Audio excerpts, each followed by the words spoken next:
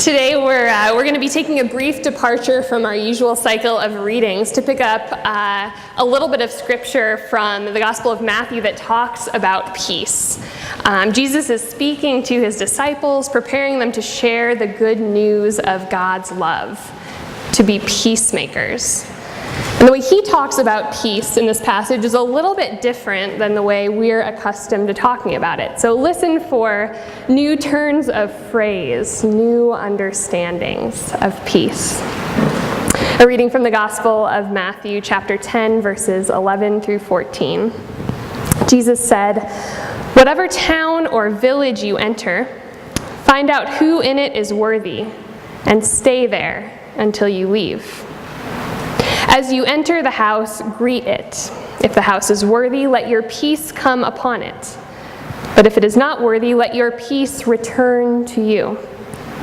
If anyone will not welcome you or listen to your words, shake off the dust from your feet as you leave that house or town." May this word be to us our light and our life. Thanks be to God. Friends, I have a confession to make.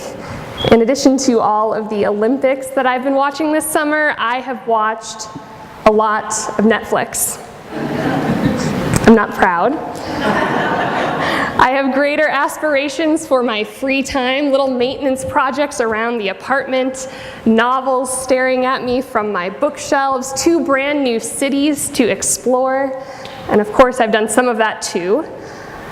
But this summer, I have watched a lot of Netflix, and one of the shows that has captured my attention is The Unbreakable Kimmy Schmidt. Have any of you seen that one? Yeah, it's a good one. So Kimmy is in her 30s, but she looks, acts, and dresses like a teenager straight out of the 1990s. She spent 15 years of her life in a bunker, and once she gets out, the show is, if you can believe it, a comedy about Kimmy finding her way in New York City. As the title suggests, Kimmy is unbreakable, unbelievably resilient. After 15 years in a bunker, she returns to the world cheerful and upbeat, making friends with everyone who crosses her path. She rarely gets angry, but when she does, the TV screen changes from the streets of New York City to a picture of her inner world, her happy place, a cartoon paradise where woodland creatures prance around and join Kimmy on fantastical adventures. While many of you level-headed folks would probably write off Kimmy as a modern-day Pollyanna, a perennially optimistic character not to be taken too seriously, I have another true confession for you this morning. I found myself a little bit jealous of this particular fictional character. I wanted what she had, a little escapist paradise inside my own mind. I wanted a cartoon world with frolicking animals. I wanted to face each day knowing I had this little island of peace where I could run whenever I needed it. We read this morning from the Gospel of Matthew as Jesus prepares his disciples to go out into the world 2 by 2.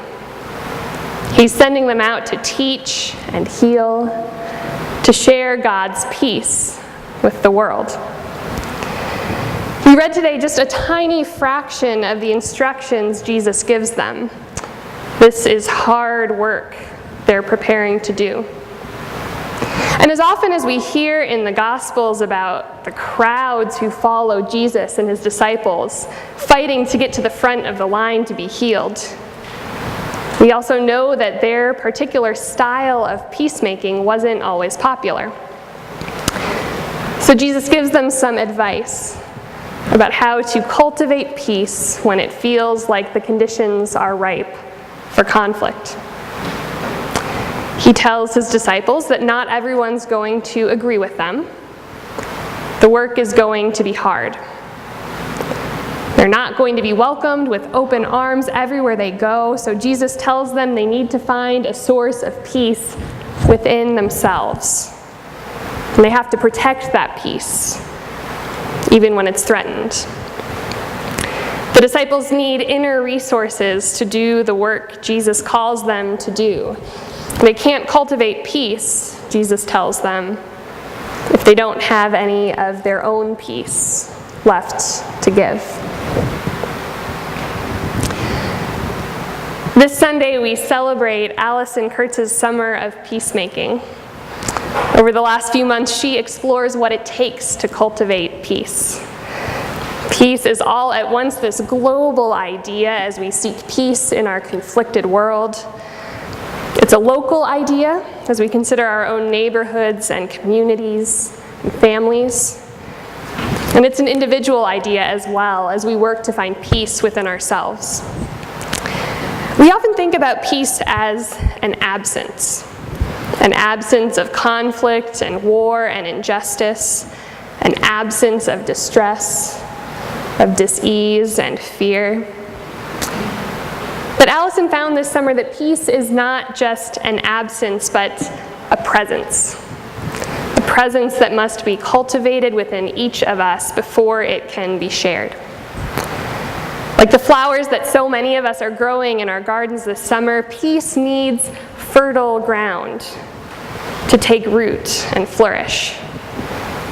In her summer of exploration, Allison found that inner peace is crucial to that fertile ground. In order to be peacemakers in our communities and in the world, we have to start by developing peace within ourselves. The next episode of The Unbreakable Kimmy Schmidt didn't take long for me to get to. The term binge watching is familiar in my life. So I soon found that this happy place that Kimmy has been traveling to wasn't always so happy. Her cartoon paradise is a nice idea, sure, but it keeps her from facing the conflict in her life. Rather than a place where Kimmy finds true inner peace, her happy place is a space to hide from reality and all the difficulty that comes with it. Instead of being honest when she disagrees with someone, when she's being mistreated, or when she sees injustice in the world, she retreats into this imaginary space. This happy place works for a while, but eventually she finds that all the conflict she's been avoiding is lying just under the surface of her own psyche and all of her relationships. Kimmy comes to realize that avoiding conflict doesn't create peace. It creates complacency. It creates destructive habits and patterns. Facing conflict head-on is challenging. It's natural to want to hide. But Kimmy finds out that true inner peace is more complicated than just an escape hatch from the real world. It must be a source of strength that helps us face conflict and injustice with courage and groundedness and grace. Jesus is clear with his disciples that finding inner peace is no simple task. He anticipates that they'll want an escape route. He tells them that when they enter a house or town, they are to stay there until they leave. He urges them to stay present with the work even when it gets hard, to remain committed to the people and the community even when they disagree. Jesus encourages his disciples to find the inner strength to persevere in the work of peacemaking, even, maybe especially, when they come up against resistance. Jesus reminds his disciples that there is hope in God's promise of a world where justice and love and peace can reign. But it's going to take some hard work to get there. Allison learned this summer that cultivating peace is no simple task. I was privileged to witness some of her journey these last few months as she met with the writers group to seek their literary wisdom. As she went through the sometimes invigorating, sometimes painstaking creative process. and as she developed a project that integrated her learnings from the summer. Like a long, hot day tilling in the garden, peacemaking takes work. And Allison dug into the work with persistence and with joy, with hope for what might be possible through the gift of music.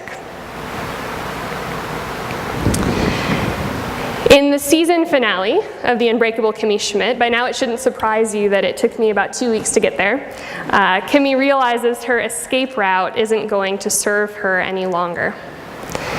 So she does something even harder than surviving 15 years in a bunker, even harder than making it in New York City, even harder than creating an imaginary world in which to hide. She decides to confront the people and conflicts that have made life hard for her and so many others. She speaks honestly instead of hiding. She faces conflict instead of avoiding it.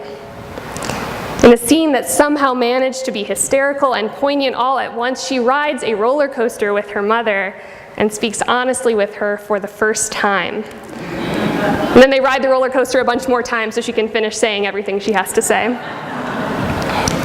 Kimmy loses her happy place, but she gains true inner peace, a source of strength and comfort that helps her to face reality, so that she can bring forth not just an absence of conflict in her life, but the presence of real and lasting peace.